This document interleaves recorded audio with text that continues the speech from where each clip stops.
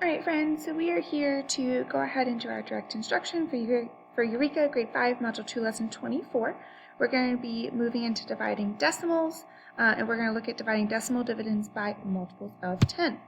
Of course, make sure that you're pausing and rewinding as you need, so that way you can have appropriate understanding, and you're giving yourself enough time to work out the problems. Remember, you should be working out these problems with me, so make sure that you have something to write on and write with, just like when we have our live lessons. Alright, let's go ahead and get started. So I have two problems up here. I have 54 divided by 10 and 5 4/10 divided by 10. Go ahead and just watch for a second. Of course, you can pause and write it down with me if you would like. But I'm going to go ahead and show 54 in terms of place value discs. So I would have 5 10s, which would give me that 50. And then I would have 4 1s.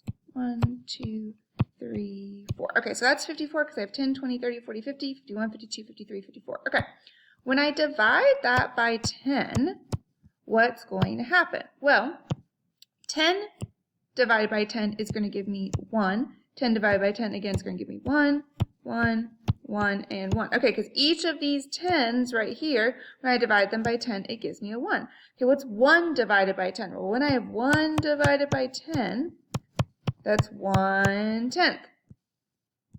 All right, because I have one whole and I'm splitting it. Excuse me for that. I have one whole, and I'm splitting it into 10 parts, so that would be 1/10. Okay, so what do I finally get? Oh, I'm drawing my decimals so badly. 1, 2, 3, 4, 5. 5 and 1/10, 5 and 2/10, 5 and 3/10, 5 and 4/10. Okay, so I get 5 and 4/10. I notice, remember we have our place value chart. Here's my 10s, here's my 1s, here's my decimal. Here's my decimal. And then here's my tenths, and here's my hundredths. Okay, so I had, let me go ahead and switch back to blue. I had 54. I divided by 10. I know that means I'm moving over a place value because that's my base 10 system. I'm dividing everything by 10. That means I'm shifting over that place value. Okay, so then if I have 5 and 4/10 divided by 10, well, that's going to be the same thing. I'm going to have 5 and 4/10. And now I need to go ahead and shift it over. So that's going to be 54 hundredths. Each of those 5 1s divided by 10 is going to give me 5/10. Each of those 4 hundredths divided by 10 is going to give me, each of those 4/10, divided by 10 is going to give me 4 hundredths.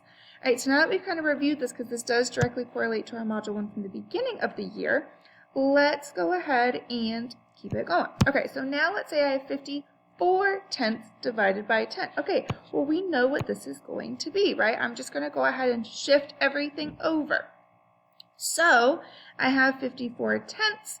I'm going to go ahead and divide that over. So now I'm going to have 54 hundredths. That's where those place value charts come into play. Okay, so now let's look at this one. I have 54 divided by 90. Okay, 54 divided by 90. So I know that 54 divided by 9 is 6, because I know that fact. Okay, so I'm going to go ahead and break down this 90 into 9 and 10 because I know this fact. I'm going to go ahead and break it down into that multiple of 10. So I have 54 divided by 10 divided by 9. I can do this because remember, because with my distributive property, 90 is the same as 10 times 9. So if I divide by 90, as long as I'm dividing by 10 and 9, it's still the same thing. Okay, so now this definitely makes it easier because I know that 54 divided by 10 is 5 and 4/10. We did that one before. So now I'm left with 5 and 4/10 divided by 9. Okay, so 5 and 4/10 divided by 9. I'm going to go ahead and think about this as 54/10. Going back to our place value division from before. 54/10 divided by 9, well, that's going to give me 6/10, which I'm going to write as 6/10. So again, we can use our place value knowledge to help us, right? This is where we get the whole, well, 54 divided by 9, I know that's going to be 6, and then I move it over a place value, that shortcut that we've talked about. Okay, so I want you to go ahead and pause, please, and go ahead and take a moment to work these out, and then hit play again when you're ready to go over them with me. All right, so I have 5 4/10 divided by 90. Well, I know 54. 5 4/10 divided by 9 is going to give me 6/10. So I'm going to be left with 6/10, now divided by that multiple of 10, which is going to give me 6/100. Again, we have that 5 4/10 divided by 9. I can think of that as 6, and then I'm taking it over a place value because I have that multiple of 10. All right, 54/100 divided by 9. Okay, so I'm going to have 6/100 divided by 10 again is going to give me 6,000. Excuse me. 54 divided by 900. Okay, this one's a little bit different because 900 is going to be 9 and 100, right? Not 9 and 10. So 54 divided by 9, that's going to give me 6. 6 divided by 100. Remember, we can also think about it in terms of fractions if that helps us, because fractions are the same as division. 6/100. All right, so I'm going to go ahead and write 6/100. Lastly, we have 5 4/10 divided by 900. Okay, it's going to be the same sort of thing. I can even use this one to help me. Then it's just going to be one place value over. It's going to be 6,000. All right, let's look at one more before you go ahead and move on to your assignment. All right, so let's say I have one like this, 46 8/10 divided by 60. Well, if we have one like this, we are going to go ahead and still set it up the same way, thinking about it as 46 8/10 divided by 6 and then divided by 8. My division always looks weird on here, and I apologize for that. Please know that those are division signs. So let's go ahead and do 46 divided by 8. Well, let's go ahead and set it up. We know what to do with this.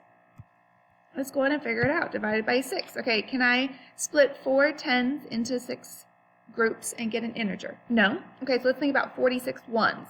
46 ones divided by 6. Well, I know 6 can go into it 7 times because 6 times 7 is 42. So I've used up 42 of those ones. I have 4 left over. Or make sure that my decimal is still reflected because I'm still working with that decimal. So I have 4 ones and 8 tenths left over. I'm going to go ahead and decompose those 4 ones into 40 tenths because I know that those are equivalent. All right, so now I have 40 tenths and 8 tenths, so now I'm at 48 tenths. I know that 6 times 8 is 48, so I'd be using up all of those tenths if I put 8 tenths into each of those 6 groups, so I don't have a remainder. Okay, so 46 and 8 tenths, I'm going to go ahead and change colors to kind of reflect this, is 7 and 8 tenths. Okay, so now I have 7 and 8 tenths. Now I need to go ahead and divide it by 10. What's that going to be? Well, my decimal is going to move over a place, and so it's going to be 78 hundredths. 7 ones divided by 10 is going to give me those 7 tenths. 8 hundredths divided by 10 is going to give me, those 8 tenths divided by 10 is going to give me 8 hundredths. All right, so go ahead and start moving on into your problem set. Remember to show all of your work on your paper or your whiteboard, whatever you are using to write on, because you will have to turn in a picture of it for credit. Remember to reach out to me in either any of our Zoom check-in times or our live times to make sure that I can help you in whatever way you need with this assignment.